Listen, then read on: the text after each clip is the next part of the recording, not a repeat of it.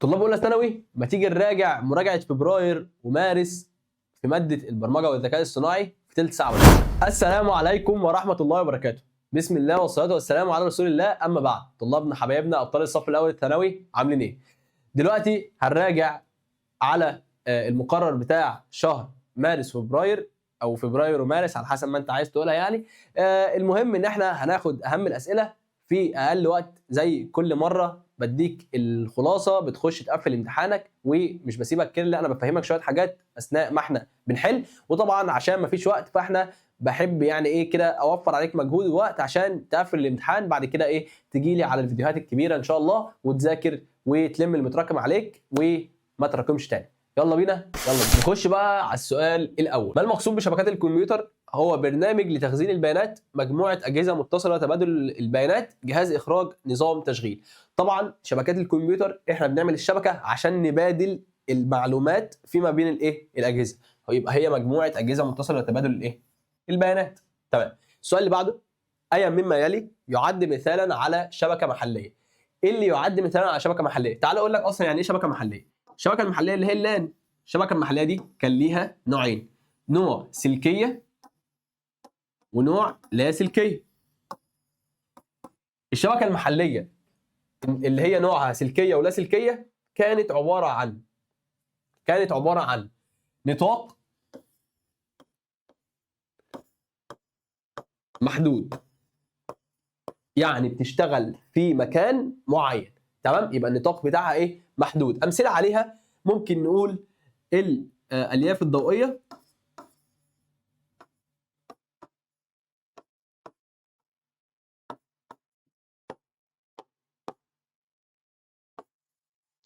تمام، وممكن نقول الايه الكابلات عامه. يعني الالياف الضوئيه ده اصلا نوع من انواع الايه الكابلات. طيب يبقى هنا بقى احنا قلنا النطاق بتاعها محدود، يبقى الانترنت لا، الانترنت النطاق بتاعه كبير. طيب شبكه دوليه، طبعا دي برضو كبيره. شبكه اقمار صناعيه برضو دي كبيره. يبقى ايه شبكه داخل اجهزه، شبكه اجهزه داخل ايه داخل مبنى واحد. طيب تعال نخش على اللي بعده. اي من التالي يعتبر وسيله اتصال لاسلكيه؟ احنا قلنا اللاسلكيه ممكن تكون عباره عن موجات اللي هي زي الواي فاي، ممكن تكون زي موجات البلوتوث، زي موجات الراديو. تعال نشوف هنا. كابل الالياف الضوئيه ده سلكيه. طيب كابل النحاسي سلكيه. الانترنت ده اصلا شبكه مش وسيله اتصال، يبقى الواي فاي او الموجات اللي هي عن طريق الايه الواي فاي. طيب اي نوع اتصال يتميز باعلى سرعه في نقل البيانات؟ ايه الاعلى سرعه في نقل البيانات؟ احسن حاجه بتنقل البيانات في السرعه هي كابلات الالياف الايه الضوئيه. دي معلومه ايه خليك عارفها. طيب ما وظيفه عنوان الاي بي؟ الاي بي بيعمل ايه؟ الاي بي بيحدد موقع الجهاز على الشبكه، مش بيحدد اسم الموقع، لا هو مش بيحدد الاسم، هو بيحدد موقع الجهاز على الشبكه. تمام، خلي بالك من القصه دي. طيب يتكون اي بي في 4. الاي بي في 4 كان عندنا اي بي في 4 واي بي فيرجن 6. كان عندنا اي بي فيرجن 4 واي بي فيرجن 6. اي بي فيرجن 4 كان عباره عن 4 كتل، كل كتله بيفصل ما بينهم بايه بنقطه. زي واحد مثلا، ده اللي هو عنوان الاي بي 1.1 بوينت مثلا 192 مثلا بوينت 162. تمام، يبقى دي كده ادي الكتله الاولى، وادي الكتله الثانيه، وادي الكتله الثالثه، وادي الكتله الرابعه. زي الحاجات اللي انت بتشوفها مثلا ايه اللي انت تكتب عشان تخش تغير الباسورد بتاع الراوتر والكلام ده، هو نفس الكلام. ده بيتكون من كام كتله؟ 1 2 3 4. يبقى بيتكون من كام؟ من 4 مجموعات. الاجابه مفيش اجابه هنا صح، الاجابات دي غلط. بيتكون من 4 مجموعات. طب الاي بي فيرجن 6 بيتكون من 6 مجموعات، هنزود مجموعتين كمان، بيفصل ما بين كل مجموعه والثانيه بايه بنقطه. طيب ليه عملنا اي بي فيرجن 6؟ عملنا اي بي فيرجن 6 عشان نفاد اي عناوين الاي بي. ليه؟ لان استهلكناها كلها، فما بقاش عندنا احتمالات ثانيه ان احنا نسمي اي عناوين. طيب خش على اللي بعده. ما المقصود ببروتوكول الاتصال؟ بروتوكول الاتصال قلنا هو نظام اتفقنا عليه عشان خاطر لما نيجي نتصل الاجهزه فيما بعضها نعمل ايه؟ نمشي بالنظام ده. يبقى هي ايه؟ يبقى هي مجموعه قواعد لتنظيم تبادل البيانات. طيب قاعده البيانات الداتابيز. الداتابيز هي ايه؟ هي مجموعه ملفات غير مرتبه. لا، دي قاعده البيانات بتبقى منظمه وبتبقى مرتبه، مجموعه بيانات منظمه. تمام. طيب قاعده البيانات ايه بنعمل فيها ايه؟ ممكن نعالج البيانات، ندخل بيانات جديده، نحذف بيانات، نعمل ايه؟ نزود بيانات على اللي موجوده، وممكن نبحث عن البيانات. طيب قاعده البيانات زي ايه؟ زي جهات الاتصال اللي عندك في التليفون. تمام، جهات الاتصال اللي عندك في التليفون تعتبر داتابيز او قاعده بيانات. شوف بقى انت جهات الاتصال دي تعرف تعمل فيها ايه؟ ده اللي بيتم على اي قاعده بيانات موجوده في الدنيا. طيب اي بروتوكول يستخدم في الاتصال عبر الانترنت اللي هو التي سي بي اي بي، ده البروتوكول بتاعنا. التي سي بي اي بي ده كان بيتم عن طريق التي سي بي واليو دي بي، دول يعتبر موظفين، والاي بي، دول الثلاث موظفين اللي بيقوموا بالمهام بتاعه البروتوكول ده. طيب التي سي بي كان بيعمل ايه؟ كان بيعمل ثلاث حاجات كنت قايل لك، بيقسم ويرتب ويطلب اعاده ارسال. التي سي بي بيقسم الحزم، بيرتب الحزم، بيطلب اعاده ارسال الحزم المفقوده. خلي بالك لما يجي يقسم الحزم بيقسم كل حزمه لوحدها، ولكن بيحط معاها هيدر. ليه بيحط معاها هيدر؟ الهيدر ده بيكون فيه موجود فيه بيانات الحزمه كامله، عشان خاطر لو في اي حاجه نقدر ان احنا نعرف مكان الحزمه دي جايه منين، وعنوانها، ورايحه فين، وترتيبها كام في الحزم، عشان خاطر لما نيجي نرتب تاني نعمل ايه؟ نلاقي الحزم موجوده زي ما هي، نعرف نرتب الحزم زي ما هي. طيب لو حصل اي فقد في الحزم، هو برضو اللي بيطلب اعاده ارسال الحزم الايه المفقوده. لو حصل اي فقد في البيانات هو اللي بيطالب بالكلام ده. طيب الهدف الاساسي، طب اليو دي بي كان بيعمل ايه؟ اليو دي بي كان بيعمل حاجتين. كان بيتاكد من الوقت الفعلي لارسال البيانات، وكان بيهتم بالمكالمات الصوتيه والبثوث المباشره. كان بيستخدم في البثوث المباشره والمكالمات الصوتيه، وبياكد على الوقت الفعلي لارسال البيانات. طيب الاي بي بارفاق العناوين، بيشوف الحاجه دي رايحه فين وهو اللي بيحط العنوان بتاعها. تمام. الهدف الاساسي من استخدام قواعد البيانات تكرار البيانات، ولا صعوبه الوصول للمعلومات، ولا سهوله التخزين واسترجاع؟ قلنا احنا بنعمل ايه؟ بنخزن ونسترجع البيانات. طيب ما المقصود بالجدول تيبل؟ الجدول اللي احنا بنعمله، الجدول اللي هو ده، كان عباره عن صفوف واعمده. الصف اللي هو ده كده، ده كده اسمه صف او سجل. صف او ايه؟ او سجل. طب وده اسمه عمود او حقل. عمود او ايه؟ او حقل. يبقى الجدول بقى بيعمل ايه؟ اللي هو الجدول كله مجموعه من السجلات المرتبطه. طيب العمود في الجدول لسه قايل لك العمود اسمه ايه؟ العمود اسمه حقل. طيب الصف اسمه ايه؟ الصف اسمه سجل. طيب ده الصف وده العمود، والجدول كله اسمه تيبل. طيب اي مما يلي يستخدم للتمييز بين السجلات داخل الجدول. ايه اللي بنستخدمه عشان نميز بين الجدول بين السجلات في الجدول؟ يعني انا دلوقتي عندي واحد جدول اهو، عندي صفوف واعمده. طب ايه بقى العمود؟ تمام، اللي هو بيبقى هنا ده مثلا، او هنا او هنا، ايا كان في انهي حته، بيميز كل صف عن الثاني. ايه اللي يميز الصف ده عن الصف ده عن الصف ده؟ بيبقى عندي حاجه اسمها البرايمري كي او المفتاح الاساسي، وده اللي بيفرق لي. هو عمود في الجدول بيميز كل صف عن عن الاخر. زي رقم الجلوس، رقم الجلوس يعتبر ايه؟ يعتبر برايمري كي او مفتاح اساسي، لان هو مش هيتكرر. ما ينفعش البرايمري كي لطالب، او اللي هو الرقم الجلوس بتاع طالب على مستوى الجمهوريه، يكون نفسه هو بتاع طالب تاني. ما ينفعش، يبقى ده مش مفتاح اساسي. تمام. يبقى رقم الجلوس او المفتاح الاساسي او ايا كان بقى الكود او الكلام ده كله ما بيتكررش لحد.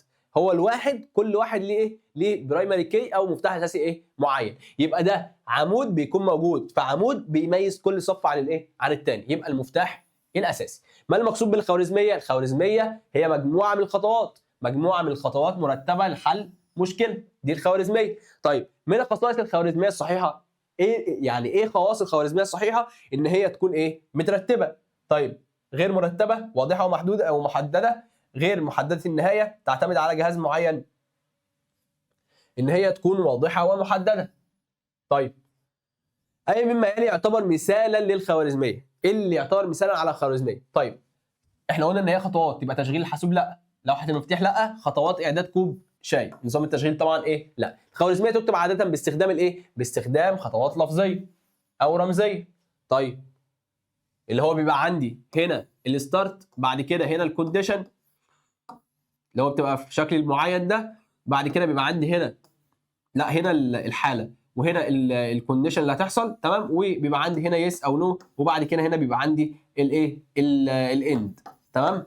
طيب دي شكل خوارزميه بسيطه يعني. طيب الشبكه التي تغطي مساحه جغرافيه كبيره، اللي بتبقى المساحه الجغرافيه كبيره اللي هي الشبكه الواسعه اللي هي مش محليه اسمها واد، قلت لك اسمها وايد اريا نتورك. طيب في نظام البير تو بير، ايه نظام البير تو بير ده يا مستر؟ اللي هما الاثنين عندهم نفس الصلاحيه، الخادم ينفع يبقى عميل والعميل ينفع يبقى خادم، فعشان كده هما الاثنين متساويين، الراس براس او ند الى ند، اللي هو البير تو بير، يبقى متساويه في الايه؟ في الصلاحيات. تقنيه البلوتوث تستخدم غالبا في ايه؟ البلوتوث بنعمل بيه ايه؟ ربط اجهزه قريبه المدى، تليفونين جنب بعض نربطهم ببعض عن طريق الايه؟ البلوتوث. من عيوب الاتصال اللاسلكي، من عيوب الاتصال اللاسلكي ان هو يتاثر بالتشويش، اللي هو اللي اسمها ايه؟ الباكيت سويتشنج ميثود، اللي هي طريقه تبديل الحزم. طيب اي من التالي مثال صحيح على عنوان الاي بي؟ عنوان الاي بي بيبقى رقم، اما الدومين بيبقى اسم، يبقى ده دومين اللي هو اسماء النطاق،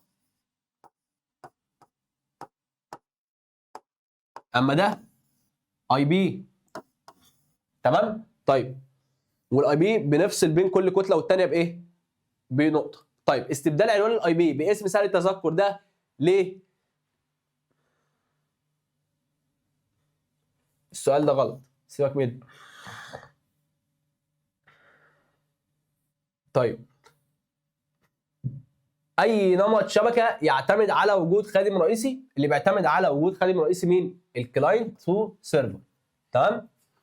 لازم يكون في خادم هو اللي مسؤول، اما البير تو بير هم الاثنين بيبقوا خادم وهو الاثنين يبقوا عملاء. طيب من فوائد استخدام الشبكات مشاركه الموارد والمعلومات، احنا قلنا بنبدل المعلومات بين الايه؟ بين الاجهزه. اي من التالي يعد طريقه اتصال سلكيه؟ سلكيه يبقى كابل، الياف الفايبر او الالياف الضوئيه.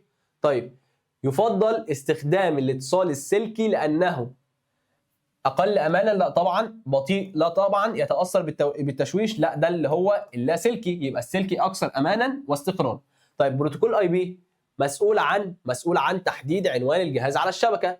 طيب اهميه بروتوكول الاتصال بروتوكولات الاتصال ترجع الى انها ايه؟ الى انها ضروريه لنجاح الاتصال بين الاجهزه، لو ما عنديش نظام مش هيبقى عندي اتصال ناجح. طيب نظام اداره قواعد البيانات اللي هو الداتابيز هو ايه بقى؟ هو برنامج لاداره قواعد البيانات. طيب اي من التالي يعد مثالا على نظام اداره قواعد البيانات؟ المايكروسوفت فين؟ مثالا على نظام اداره قواعد البيانات المفروض ان احنا يكون عندنا اللي هو مايكروسوفت اكسبلور او اكسبلورر حاجه كده، او الاكسل، ممكن نقول له الاكسل. طيب برضه السؤال ده فيه اجابه ناقصه. بروتوكول التي سي بي مسؤول عن ايه؟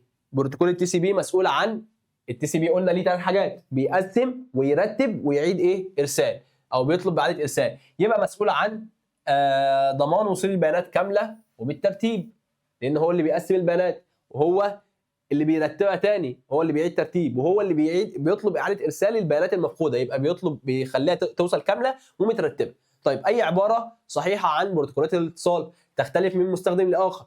غير ضروريه، تستخدم في الحواسيب، تنظيم عمليه الاتصال بين الاجهزه. تمام. من مميزات قواعد البيانات: صعوبه تحديث البيانات، تكرار المعلومات، فقدان البيانات، سرعه البحث والتعديل. قلت لك ان قواعد البيانات ينفع ابحث فيها وينفع اعدل وينفع اضيف. طيب ما المقصود بالجدول تيبل؟ طبعا حلناه قبل كده. طيب العمود، كل ده اتحل. المفتاح الاساسي هو حقل، اللي هو عمود، يعني عمود بيميز كل سجل عن الايه؟ تمييزا فريدا. تمام؟ هو حقل او عمود بيميز كل صف او سجل. طيب اي من التالي يعد مثال لحقل فيه جدول طالب؟ جدول طالب اللي يعد مثال للحقل اللي هو العمود. العمود ده هيكون فيه ايه؟ هيكون فيه بيانات الطالب؟ لا، بيانات الطالب هتبقى في الصف كله. طيب طالب واحد؟ لا. طيب جدول النتائج، رقم الجلوس. طبعا ده جدول. ما وظيفه النموذج فورم؟ النماذج فورم بتعمل ايه؟ النموذج ده بيكون مكتوب فيه البيانات كتير، بيكون مكتوب فيه الاسم مثلا والسن والتاج، عامل زي الاستماره، الاسم والسن والعنوان والتاريخ ورقم التليفون والكلام ده كله، حاجات كتير قوي. يبقى بيعمل ايه؟ ادخال وعرض البيانات، عامل زي الاستماره بندخل فيها الايه؟ البيانات، ادخال وعرض البيانات بسهوله. اي عنصر يستخدم لعرض البيانات بشكل منظم؟ اللي بيستخدم لعرض البيانات بشكل منظم او على الشاشه او الطبيعه؟ التقرير. بعمل ريبورت عشان يعرض لي البيانات بتاعتي. الريبورت ده بيبقى حاجه ملخصه كده، ملخص اديني تقرير عن ايه؟ عن الحاجه سريعا. طيب اي مما يلي يعد مثالا على سجل. سجل يعني صف. عمود الاسم لا طبعا. اسم الجدول لا طبعا، الجدول كامل. صف يحتوي على بيانات طالب واحد. تمام؟ بيانات الطالب كامله بقى بتبقى في الصف، اللي هو رقم الجلوس والعنوان والاسم والفصل والكلام ده كله. طيب نوع البيانات المناسب لتخزين الاسم. نوع البيانات المناسب لتخزين الاسم هو نص. طبعا دي مش محتاجه حاجه يعني. طيب من شروط المفتاح الاساسي ان يكون، قلنا المفتاح الاساسي ما بيتكررش، يبقى فريدا وغير مكرر. طيب التقارير او الريبورتس تستخدم في عرض البيانات في شكل منسق. طيب ما المقصود بالخوارزميه؟ مجموعه خطوات مرتبه. من خصائص الخوارزميه الصحيحه واضحه ومحدده. حليناها، وده حليناه كوب شاي. طيب اول خطوه عند حل اي مشكله باستخدام الخوارزميات هي ايه؟ قبل ما احل اي خوارزميه لازم افهم المشكله. انا دلوقتي عندي خوارزميه، الخوارزميه دي هتديني خطوات لحل مشكله، يبقى لازم انا اعرف المشكله فين. يبقى ايه؟ فهم المشكله. من شروط الخوارزميات الجيده انها غير قابله للتنفيذ لا طبعا، طويله جدا لا طبعا، معقده لا طبعا، لها بدايه ولها نهايه. احنا قلنا كان عندنا ستارت وكان عندنا ايه؟ اند. طيب اي مما يلي لا يعد من فوائد الخوارزميات. تنظيم التفكير لا طبعا بتنظم لان انا بكتب خطوات. تسهيل كتابه البرامج طبعا بتسهل لان انا بيبقى عندي خطوات وبمشي بعد كده بعمل برنامج. زياده اخطاء الحل لا طبعا. يبقى ده الاجابه اللي هو عايزها. حل المشكلات طبعا ايه؟ دي حاجه صحيحه. يبقى ايه اللي لا يعد من الفوائد؟ اللي هي بتزود اخطاء الايه؟ الحل. الخوارزميه يمكن تمثيلها باستخدام ايه؟ الخرائط الانسيابيه اللي هي الفلو شارت زي اللي انا لسه عاملها لك. فلو شارت. طيب الترتيب الصحيح لخطوات الخوارزميه يجب ان يكون ايه؟ منطقي ومتسلسل. طيب اي من التالي يستخدم لتمثيل خوارزميه بشكل رسومي، في شكل رسمه؟ مين اللي بيعمل الكلام ده؟ الخريطه الانسيابيه. الخوارزميه الجيده يجب ان تعطي ايه؟ نفس النتيجه دائما لنفس المدخلات. نتائج مختلفه غلط، نتائج عشوائيه غلط، نتائج غير معروفه غلط. تمام؟ طيب قبل تحويل الخوارزميه الى برنامج يجب نعمل ايه بقى؟ يجب اختبار الخوارزميه. لازم اختبر الخوارزميه دي صح ولا لا قبل ما احولها لايه؟ لكود. طيب ما المقصود بالبرمجه؟ البرمجه هي كتابه اوامر ايه؟ ثانيه واحده. كتابه اوامر بلغه يفهمها الايه؟ الحاسوب. طيب اكيد البرمجه مش ان انا استخدم الكمبيوتر يعني. البرنامج هو مجموعه اوامر لتنفيذ مهمه محدده. طيب لغه البرمجه هي اكيد مش لغه البشر. وسيله تواصل بين المستخدم لا، هي مجموعه قواعد لكتابه اوامر للحاسوب. من فوائد تعلم البرمجه زياده حجم الجهاز لا طبعا، تقليل سرعه الحاسوب لا طبعا، حل المشكلات بطريقه منظمه، منع استخدام الانترنت لا طبعا. طيب اي مما يلي يعد مثالا على لغه برمجه؟ بايثون. المبرمج هو الشخص الذي يستخدم الحاسوب لا طبعا، مش اللي بيلعب مش الجيمنج بس لا، ده اللي بيكتب البرامج بلغه الايه؟ البرمجه. طيب اللي فاكر بقى نفسه هاكر كده عشان هو بيلعب بابجي ولا كتب وبيقتل في العيال، ده كده مش هاكر ولا حاجه. طيب قبل كتابه البرنامج يجب ايه بقى؟ قبل ما اكتب البرنامج لازم افهم المشكله. طيب الخطوات التاليه بعد كتابه البرنامج هي ايه؟ تنفيذ واختبار البرنامج. لغه البرمجه تستخدم في اعطاء اوامر. اختبار البرنامج يهدف الى ايه؟ يهدف الى اكتشاف الاخطاء. لما انا اختبر البرنامج لو عندي خطا قبل ما اعلنه للناس، يعني قبل ما يبقى عندي برنامج لازم انا اختبره، اختبرته وطلع فيه مشكله احلها بعد كده ايه؟ الناس تستخدمه. طيب المتغير في البرمجه، المتغير اللي هو المتغير في البرمجه يستخدم من اجل ايه؟ يستخدم من اجل تخزين قيمه. تمام. اللغه المسؤوله عن بناء هيكل، مين اللي بنبني بيها الهيكل؟ اللي هي اللي احنا خدناها في الترم الاول وخدناها الترم ده، اللي هي ال HTML، هي اللي بتبدي الهيكل بتاع الايه؟ الصفحه. تستخدم السي اس اس من اجل ايه بقى؟ تستخدم السي اس اس من اجل تشغيل الخادم لا طبعا، تخزين البيانات، كتابه النصوص فقط، تصميم الشكل الايه؟ الصفحه. طيب اسناد قيمه المتغير اللي هو الفاريبل بنعمل بيه ايه؟ يعني اعطاء المتغير قيمه محدده. طيب الوسم H1، ال H1 يستخدم لتمثيل فقره نصيه. اي خاصيه تستخدم لتغيير اللون؟ الكالر. سؤال 75 اي مما يلي يعد اسم متغير صحيح؟ الاسم الاول لا غلط، هو المفروض يبقى نيم او نيم. اندرسكور سبيس. تمام، فاحنا هنا هنعتبر ان دي اندرسكور وهنختار الاجابه د. طيب الوزن ب، طبعا ده الباراجراف فهتبقى فقره نصيه. طيب وهنا كان جايب لنا فقره نصيه، لا هنا 73 هيبقى عنوان رئيسي. العنوان الرئيسي بيبقى اللي هو الاتش 1 دي كده، السؤال ده عدلوه. طيب هيبقى 73 هيبقى عنوان رئيسي، الباراجراف هو اللي فقره نصيه. طيب ملف السي اس اس خارجي يتم ربطه بصفحه الاتش ام ال، بنربطه بالايه؟ باللينك. تمام. طيب كده خلصنا مراجعتنا سريعا سريعا عشان خاطر ما تاخدش وقت منك. دي كانت اهم الاسئله عندك في مراجعه الشهر بتاعتك ان شاء الله في ماده البرمجه والذكاء الاصطناعي. انتظر مني باذن الله باقي المنهج ينزل لك هنا على القناه بحل طبعا الاسئله بتاعت كتاب المدرسه. كومنتاتك لو المراجعه عجبتك، لو في اي اسئله ابعتها لنا عادي على الرقم بتاعنا او على في الكومنتات هنا الرقم بتاعنا اهو. تمام، او ابعتها لنا سيبها لنا في الكومنتات وهنرد عليك باذن الله. قول لنا ايه رايك في الكومنتات، لايكاتك، شيرك، ظبط دنيتك كده. لو المراجعه عجبتك ابعتها لاصحابك، ما تبخلش في اي حاجه علينا يعني. واشوفكم بخير، السلام عليكم ورحمه الله وبركاته.